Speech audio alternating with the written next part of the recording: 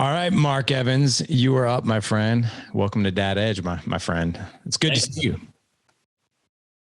Dude, that hat is on point, by the way. It's part of my costume, man. I've been wearing it since I was 19 years old, when I had hair even. It is because every time I see you on social, you got one of those cool hats on. It's like it's like part of your identity, maybe. Yeah, man. It's like a sea of people, and people come on like DM, like they just know, even people I've never met, just because, like you said, see it on social, right? It's a very powerful tool. Yeah, man, I like it. So, well, let's dive right in, man. So I want to give men some context on who Mark Evans is, what his family looks like, what he does for a living. So I want you to start there. Yeah, man. I appreciate you again having me. Mark Evans, I live in Ohio part-time. That's where I'm shooting today from, out near Cleveland, Ohio. I'm an Ohio boy, originally come from a small town hour east of Columbus, grew up in a town of 650 people, no cops, no stoplights kind of thing.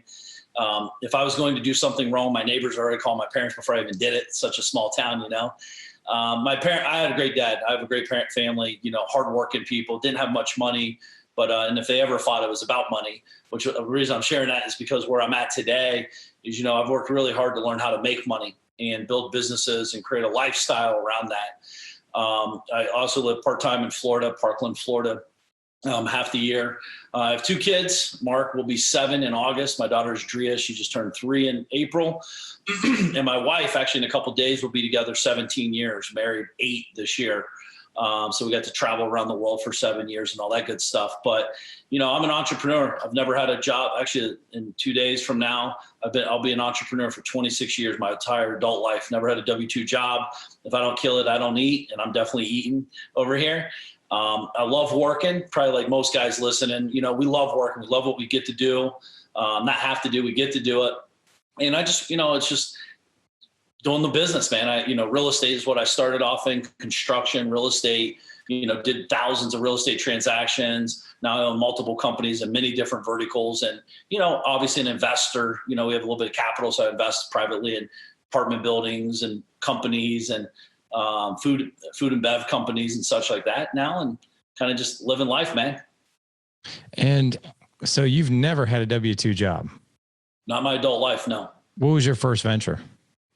Seamless gutter company. 2 days after high school, I bought a seamless gutter company, owner financing. This guy actually got a bad car wreck that owned it in my town. And I didn't know the whole story until I met him. But, I just stopped by and said, my uncle wants to buy it. I had no clue. I just didn't want to work, man. I didn't want to work for someone. I'd rather make $100 a week working for myself towards something I wanted than to work for someone for $250 a week and be told what to do and when to do it, That's cool, man. And then how many businesses over the years have you bought, sold, and that kind of thing? Well, I've tried many. Yeah, I don't know how many I've tried, but the seamless gutter company, and then I bought a garage door company. Everything is so, yeah, keep in mind, I come from a background of where you work hard. That's how you make money. So, I thought you had to do construction. Where I come from, you either did construction, farming, or worked at the local mill. So I saw my dad grow up in construction. I was building houses with my dad at 6, 7 years old, going on job sites. So it was very simple for me to understand how to do that. So, I did the seamless gutters, garage doors, siding, windows, roofing, rehabbing. That's how I got into real estate. And, but man, it's a lot now at this point. It's got to be hundreds. To be honest, I've never sit down and counted it. Wow. That's unreal, man. And your birthday was just on Father's Day. How old are you?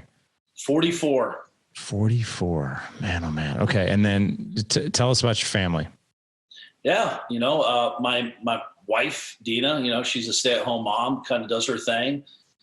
She, right now she's out having lunch with her friend, but, we have a great, house, nanny. We have a homeschool teacher, like I said, 2 little kids, little boy, Mark, the third, he'll be 7 in August, Drea's 3. And, that's the family. And my mom and dad's still around. My mother-in-law, father-in-law still around. So it's great to connect with the family life for sure. How long you guys been married?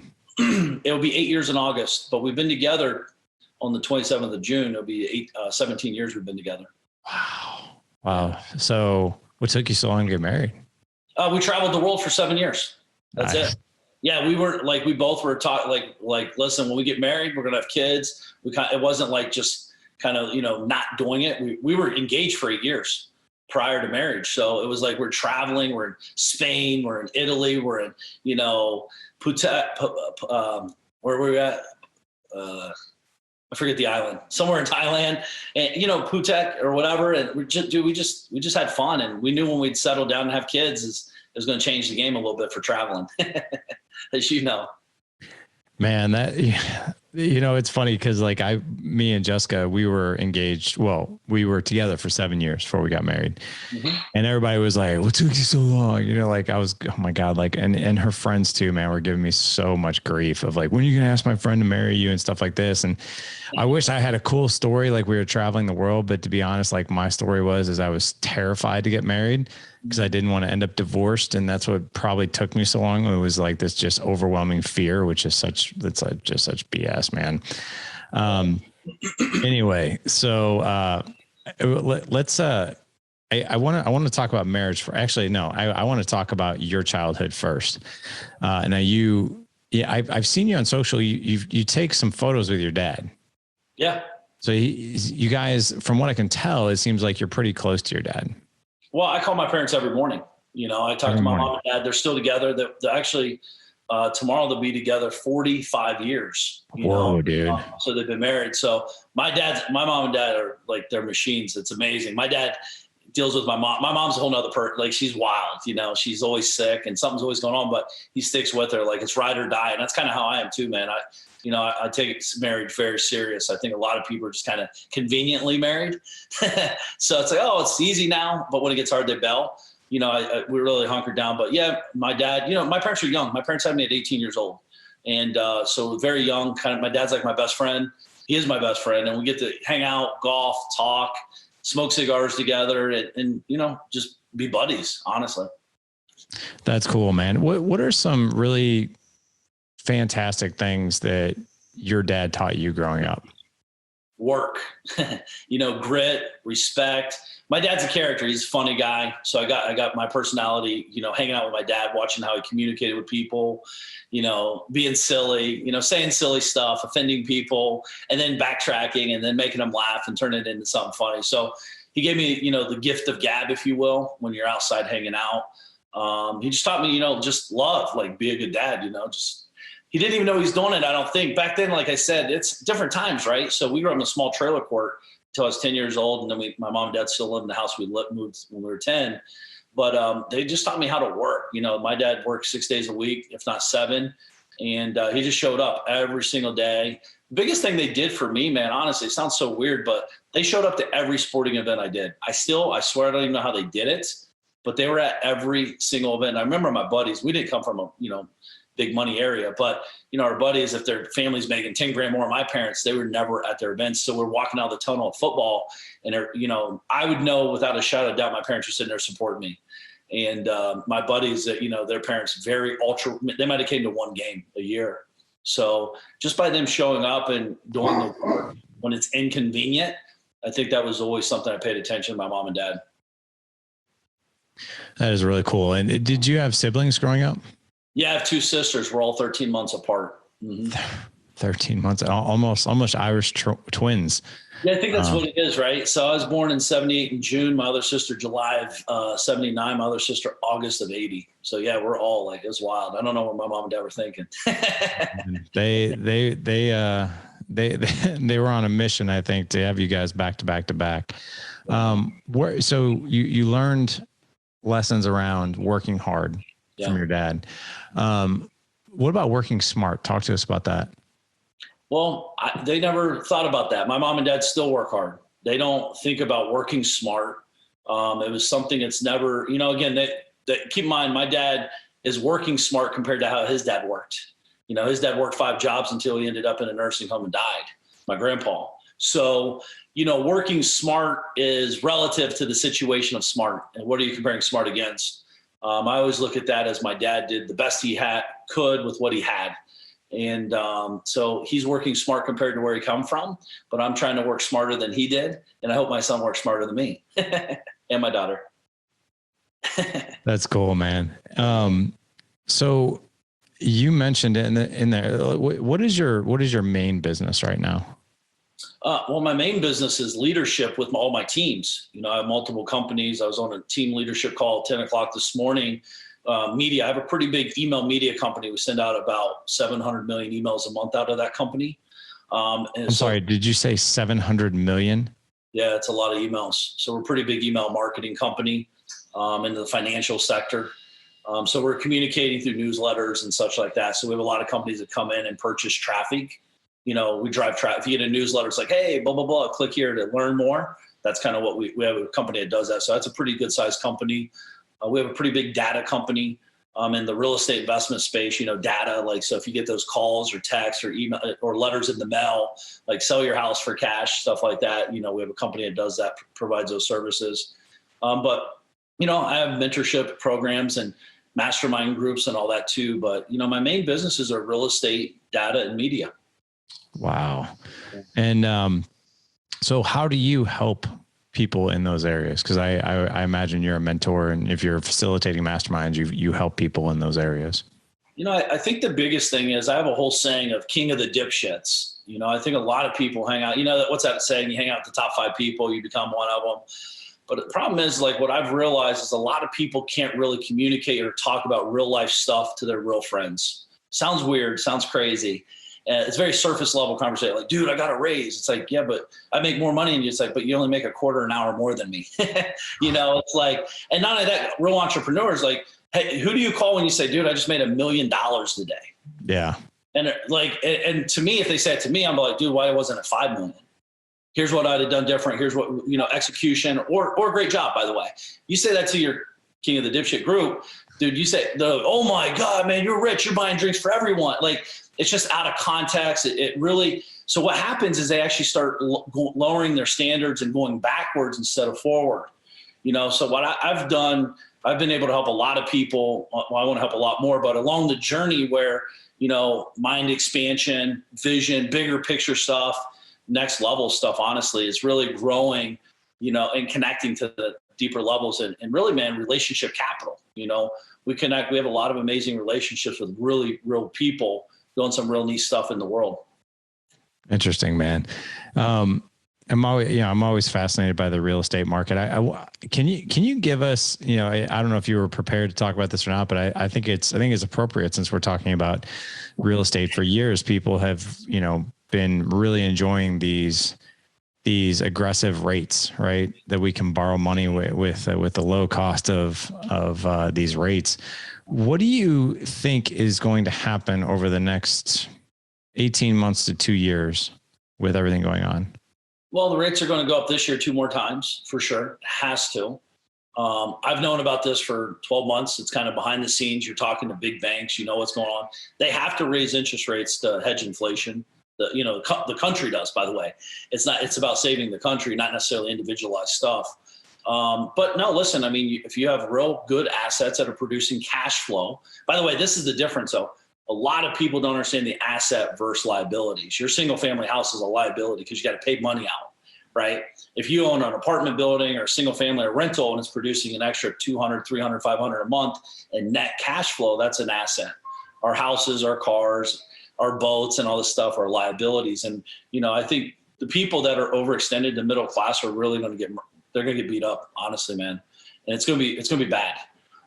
They're over leveraged in a very low interest rate environment. And when that starts, resetting, which it already is, it's going to get bad. It's going to get ugly. But the wealthy love this kind of stuff. Honestly, they love what's going on in the market. You're going to shake out the fakers. You're going to, we buy assets every day. We're not going to stop buying because you got to park your money somewhere. I think one of the biggest myths in the world is like, the stock market lost $5 trillion. Well, it's never lost. It's just transferred to someone else's pocket, just not yours, right? So money's somewhere and they have to put it somewhere else. They're going to put it into inflation hedging environments, i.e. real estate.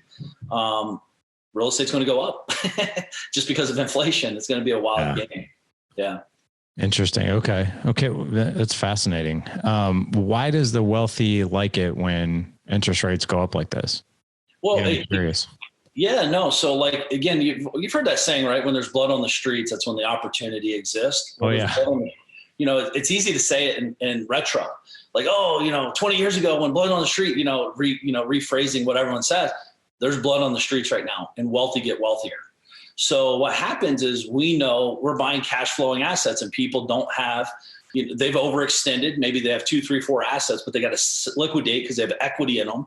So they need the cash to go pay off their personal finances to stay alive or just barely thrive in the environment. So it allows guys like us or, the wealthy to step in and purchase assets that typically weren't for sale because the market was so hot and so easy. So now we're able to buy properties that, get 7, 8, 10, 12% caps on quality assets in a hot market. It's been for a long time, it's been a seller's market. You have multiple offers, it's selling very quickly. Not to say that's still not happening in some markets, but it is starting to cool off drastically.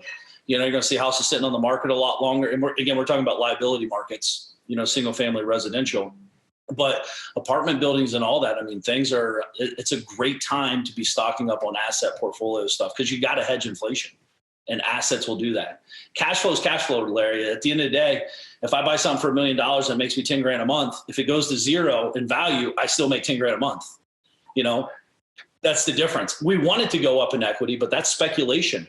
We can't predict that. We can look at metrics and paperwork all day long and get all excited about it. But the reality of if I'm making 10 grand a month, I'm making 10 grand a month. I can't pay my electric, cable, house bills with equity, but I can pay it with cash flow. Yeah, got it. Okay, cool, man. Let's move over into marriage. You said your wife's name is Dina. You guys been married for 8 years, together 17 years. With everything that you have going on, you're a very busy guy. And I imagine story I'm telling myself is people probably want something from you every minute of every day. And you could be just completely sucked into the black hole of busyness and a lot of things that just have your attention. Mm-hmm. But you come across to me as someone who really keeps his relationships on point. Well, I try. It's a priority for me. So I think that's starting point for all of us. What is a priority we'll make time for or we'll lean into. It's not all rainbows and unicorns, as it's right. A process. I think the biggest thing though is prior to us getting married, I told her, I was like, hey, we need to go see a counselor or a coach a couple of times just to talk about real stuff a lot of families don't want to talk about. What I believe in about religion, how I'm going to raise my kids. And I want her to say the same thing. What I don't like about you, what you don't like whatever. Let's just air it out and conversate about it. Keep in mind, she comes from a very Catholic world where they sweep everything under the rug until it blows up, right? I don't want to be that guy. If I have a problem, I want to address it and say it and move on. And that's the entrepreneur in me, right? Problem solve. That doesn't always work well in relationships, So it's like sometimes I got a problem and we got to talk about it and let it go and cycle through. But, every week, though, I do have a relationship coach me and my wife meet every Monday morning where we have a conversation for 45 minutes and just air stuff out. What would I like to see? What I heard, what I didn't hear, all that stuff. So I do think it's a journey. The truth is I don't even want to live with myself all the time, but I have to. I could only imagine her wanting to be with me, 24/7 because we're often together a lot. Is it you meet with a relationship coach every Monday morning for 45 minutes? Yeah, absolutely. I think it's mandatory. Okay. So you think it's mandatory. So tell me why it's mandatory. Well, just to connect, it slows me down as an entrepreneur because I do have a lot going on. I put it on my schedule, becomes important, becomes a priority, and it gives my wife time to vent. It gives me time to vent. It allows the third-party moderator to connect the dots for us. We don't know what we don't know, right? We're still in the journey of life as all of us are. I think, having a third-party non-emotional connection there, because I can get ramped up pretty easy, and so can my wife, right? Like, no, you said this, I said that, blah, blah, blah. And again, shooting straight, like my wife, she likes to say things from the past. And I'm like, we're talking about this. And then she says, don't turn it around on me. And I'm like, I'm not turning it around. And then she thinks I'm selling her, right? My sales tactics, don't, use reverse psychology. I'm like, I'm not.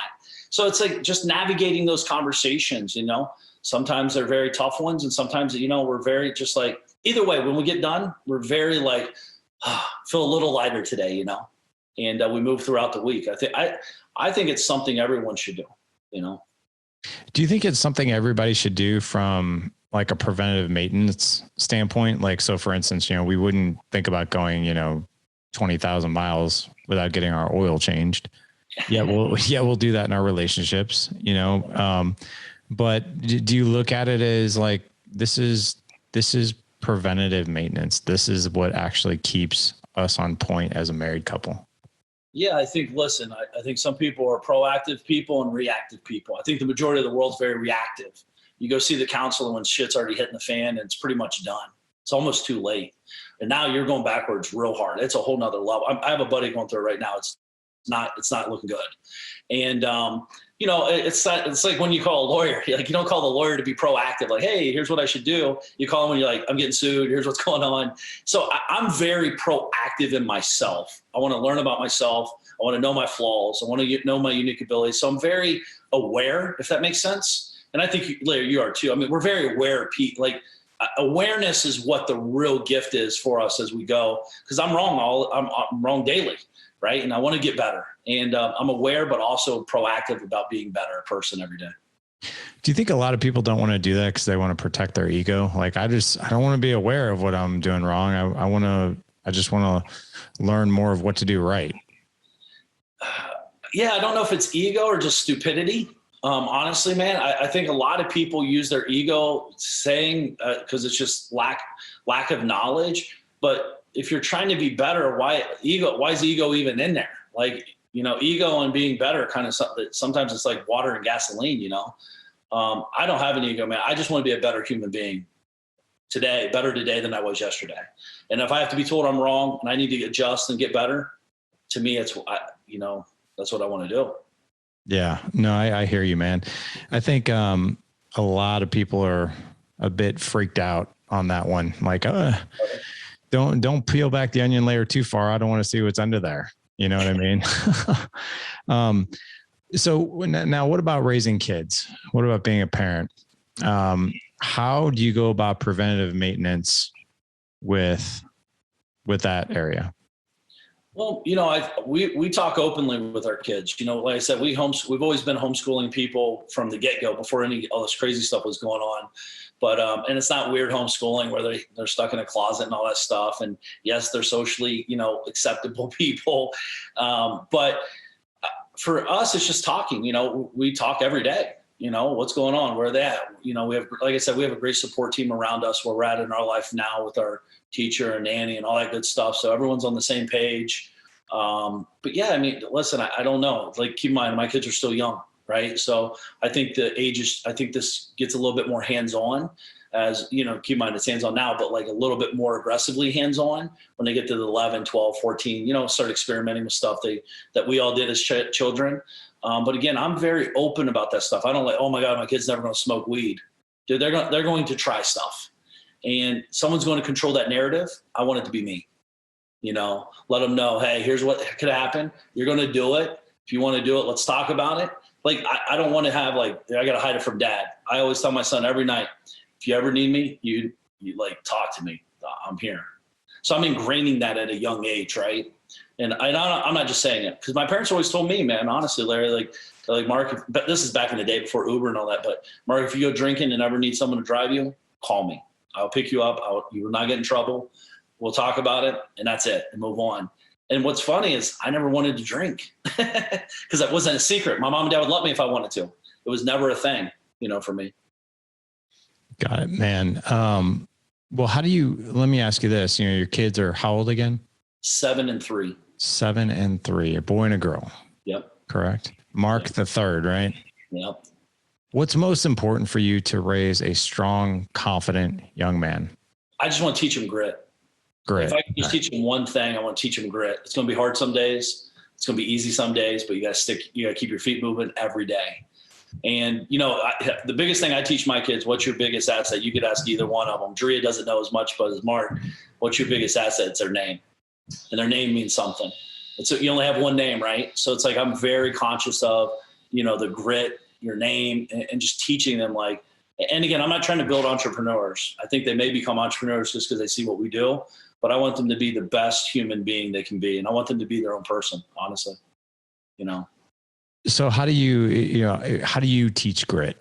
Like, how does Mark teach grit in his house with his kids? Well, I do it with my teams too, by leading. I do it myself. I don't talk about it. I work, and I'm aggressive. I get stuff done. I don't talk about it. I do.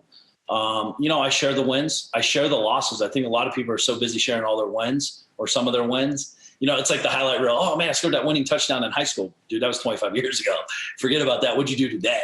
So I'm talking to them about where we're at, how we're going. We have a dreaming room in our house, but like, what are your goals? What are your dreams? I'm trying to show the kids about delayed gratification. I think there's a gratification issue going on. It's been going on with humans for a long time, but it's very easy to just want it and buy it. So teaching them like, here's what I want. Dad wants that jet. It's going to take him 7 years to get it. Here's why. Here's how. So then just getting embarked in the journey.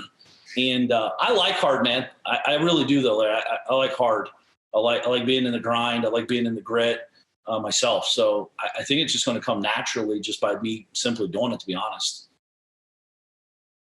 Yeah. I think grit is one of those things, man, that it's very difficult for us to teach this because we don't really have a blueprint of it. I think our generation, like me and you, right, we're definitely grittier than I think this generation. This generation is, and I'm sure previous generations have said the exact same about us, right? Yeah. But I definitely do think this generation, if we're not very, very careful, we're raising like, to kind of steal one of Sean Whalen's, quotes, which is lions, not sheep, right? We could have, we could be raising sheep, right? And it's good to also raise a lion, right? I mean, you can't be a lion 24/7. You just can't, because, your wife and your kids have to see an empathetic, compassionate side of you as well. So you can't always be like this bulldog, this bull in a china shop or like a lion among the sheep, right? But at the same time, teaching grit is something that absolutely fascinates me. And I actually really love putting our kids in slightly uncomfortable situations where they have to figure things out, so not anything that necessarily puts their health in jeopardy or their lives in jeopardy, but something where they have to like technically think through something challenging, right? Or physically do something challenging. Like I love doing physical challenges with my kids. Like we've hiked up 14ers, 14,000 foot mountains. We've done Tough Mudders together. We've done Spartan races together. We've done martial arts together, like these things that make us feel super uncomfortable, but put us in situations where we have to think, and we have to execute. That's cool. What about your daughter? Let's talk about daddy-daughter stuff. Actually, I think she's tougher than my son. She sees the way Mark is. She's very, she likes the horseplay and rough. I think she's got it.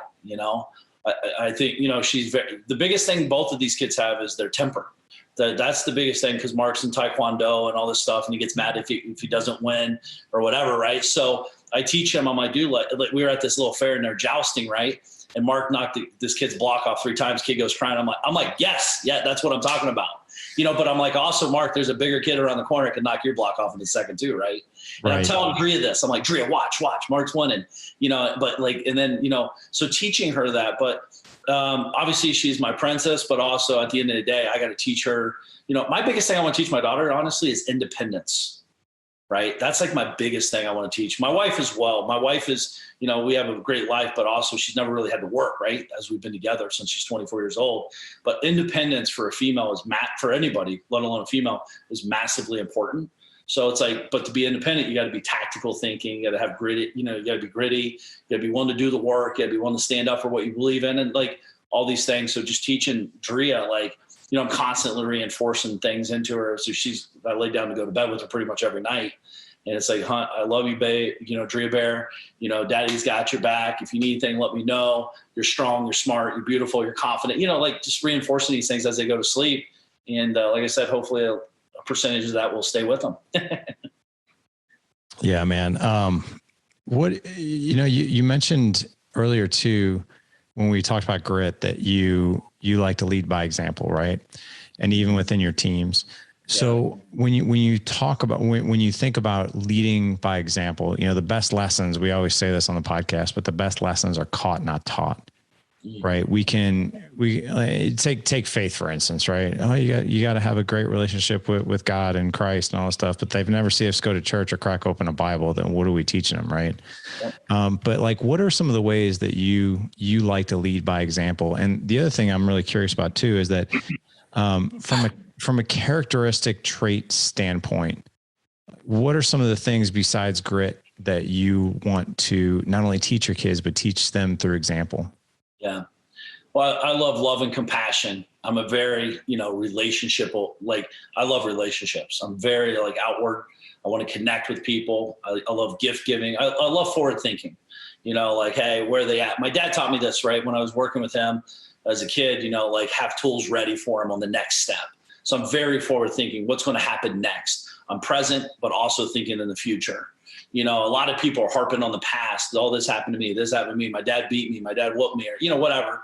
But I was always thinking when I'm on the job site, I wanted to impress my dad. Dad, hey, here's a screwdriver before I even asked for it, right? I always wanted to do this. So I'm trying to teach my kids, hold the doors open for the females, buy them flowers, appreciate people, say thank you. Yes, sir. Yes, ma'am.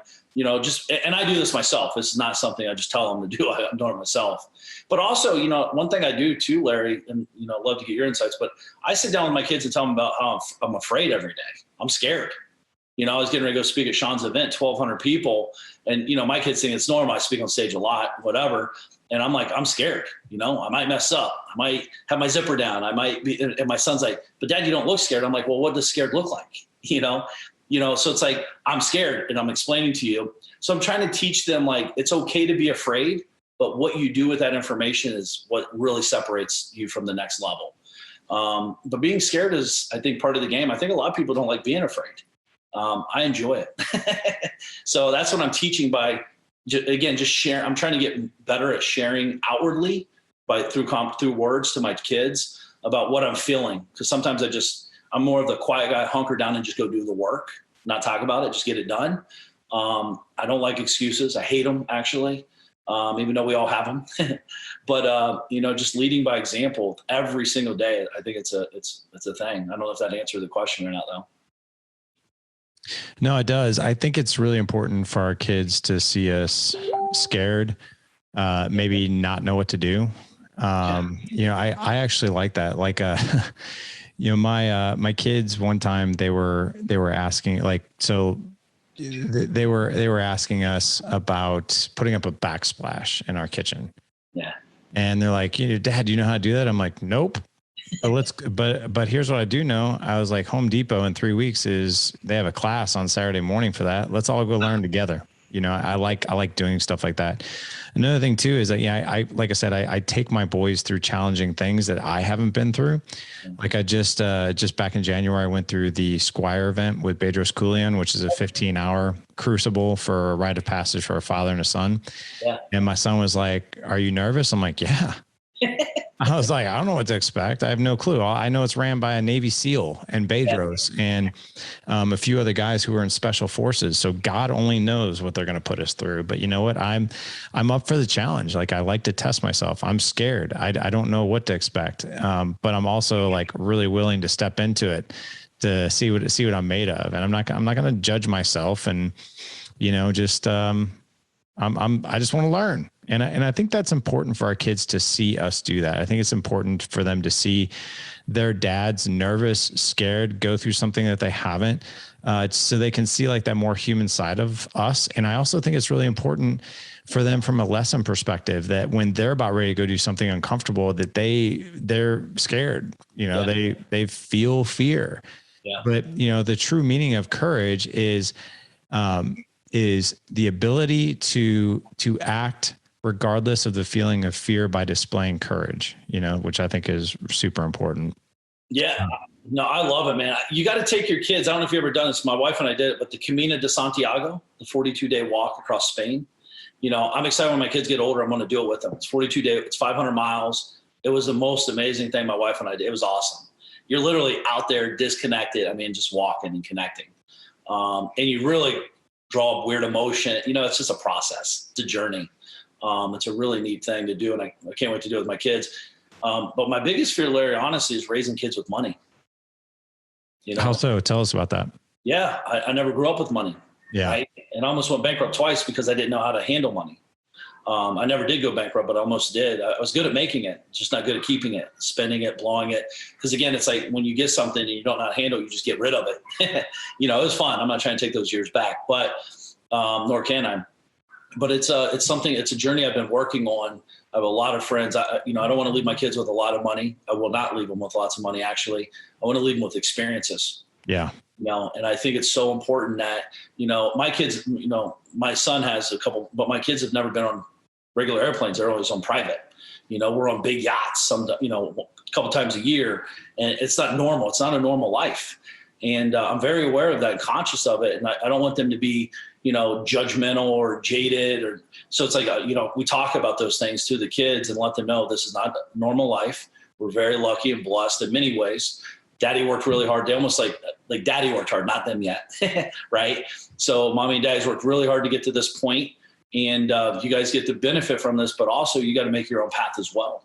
So it's something I'm very conscious of. I'm actually working on a book with it because interviewing a lot of my buddies that have real wealth that's raised kids already, that are already out of the house, and or some people are getting ready to pass. And, I know people that, they leave their kids hundreds of millions of dollars and their kids they don't know the difference between $1 or 100 million. It's a problem. And so it's something I'm very conscious of. And I just want to raise good human beings, honestly, man. That's the truth. I want my kids to be respectful, hardworking, passionate. And I don't care. Again, I don't care what you do. Just be the best you can be at it. That's all I care about.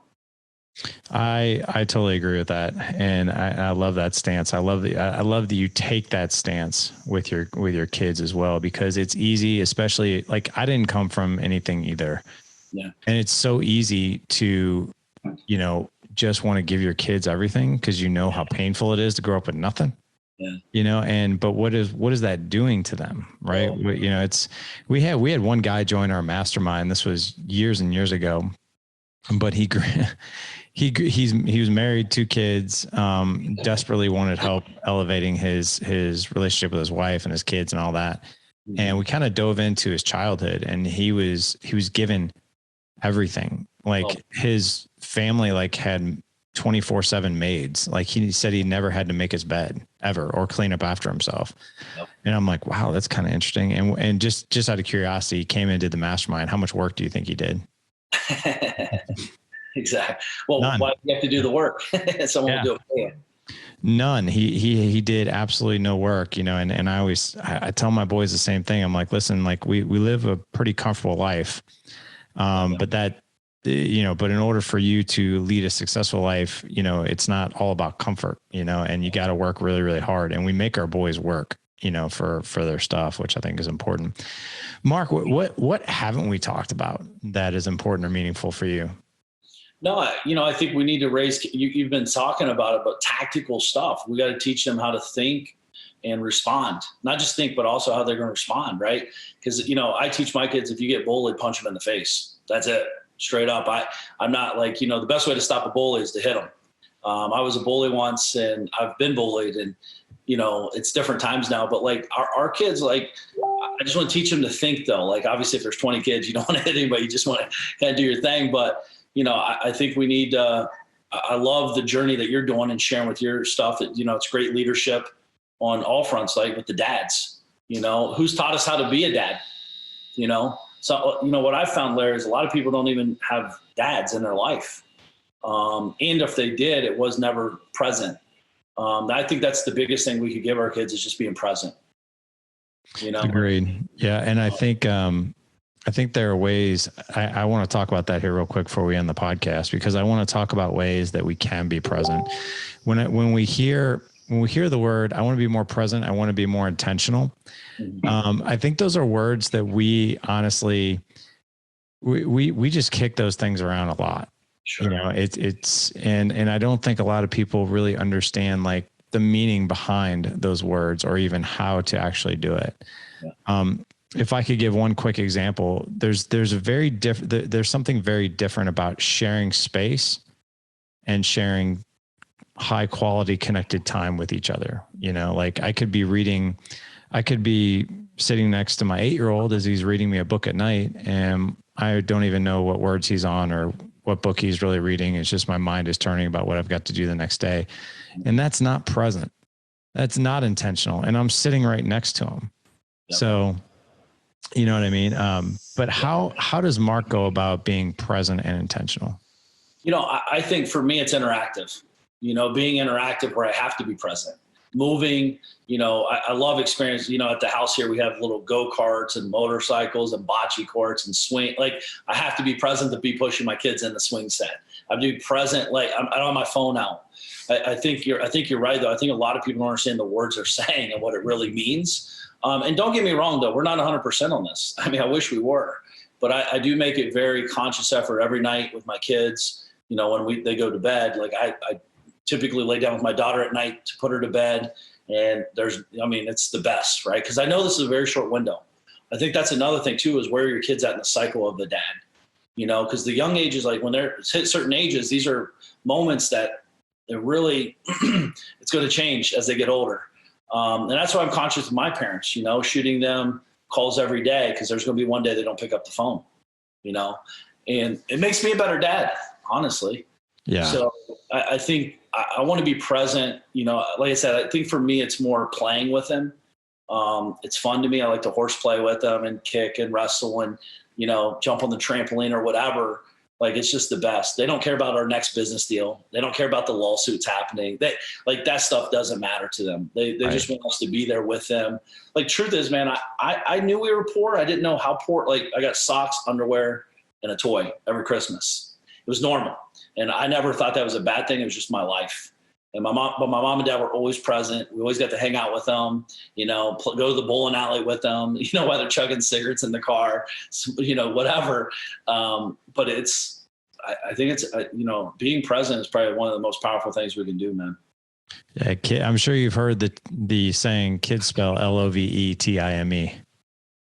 What? No. So what is that again? They spell what? The kids spell Lovetime. That's amazing. Yeah, I heard that from a really fantastic mentor of mine. But yeah, it's so true, man. They don't care about your next business deal. They don't care about the car you drive. They just want your time. They just want to like hang out, which is really powerful for them, right? And sometimes we don't, we're so busy, or we sometimes don't even. Here's the other thing too. I've noticed a lot of men identify, well, I'm really not. My kid shouldn't give me that much credit, that I'm, that I am worthy of time, right? Like sometimes we look at ourselves in such a critical light that we're like, well, I don't like, is it actually more burdensome for me to spend time with my kids? Is it less impactful or less? And I feel sorry for men who feel that way. Cause I would tell you, yes, you are absolutely worth it. Your kids do need you, regardless of how you perceive yourself, cause they perceive you quite a bit different. So, yeah. Well, I think the thing, self-awareness, we talked about that earlier, right? Like, yeah, there's nobody I've ever met, I don't know about you, but said, man, unless, we all want to spend more time with our family or dads, like, those are the best moments. I have a book I was writing called White Van Moments. My dad had a little white work van, and he taught me so much in it. We're driving home from work, talking about life. It's midnight. We're coming home from a job site. I'm 8 years old. He's telling me stuff, and I just remember those moments so vividly. And what's interesting, my mom and dad never talked about work-life balance. They just worked and lived, and they're always present. I think they're just very prioritized, and us kids were priority number one. And do you think that you were able to execute that even better in your own life because you had that blueprint? Oh, dude, 100%. Yeah. Like the truth is I want to do it as well as my dad, if not better. That's always the goal, right? We always want our kids to be better, but I don't know if I can ever top them, cause I work different. I don't have to go to offices or warehouses and work. And so they don't really see me moving, but he sees me working. I'm working right now. Right. So they see it differently. But I think the goal is, I have an amazing advantage for sure, having a great dad. And I just want to carry the name off to another level. I want to teach the next level of financial literacy to the name. We got the family relationship and all that tight. Now it's like, how do we get the financial means right?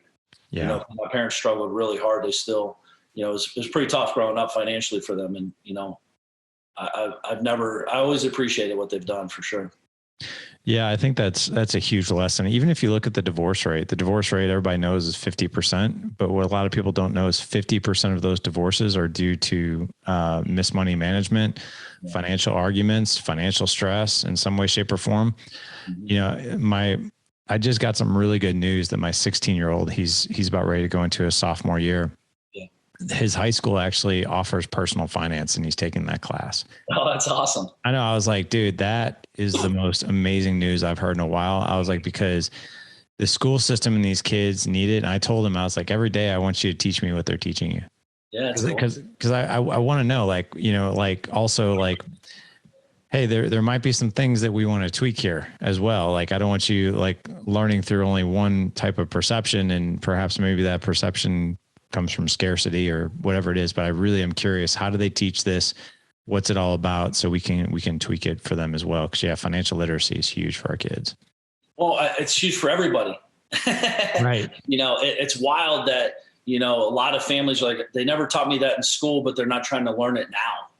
If you know there's a mishap in financial literacy and you're the dad or the wife or whatever, like, why aren't we trying to get smarter on it? Like, just hiring coaches, like relationship coach, mentor, financial coach, you know, dad coach, all the, like, these are the secrets to the top. Like, it will expedite your results so much faster and just give you so much more clarity and get the result quicker. I mean, that's the goal.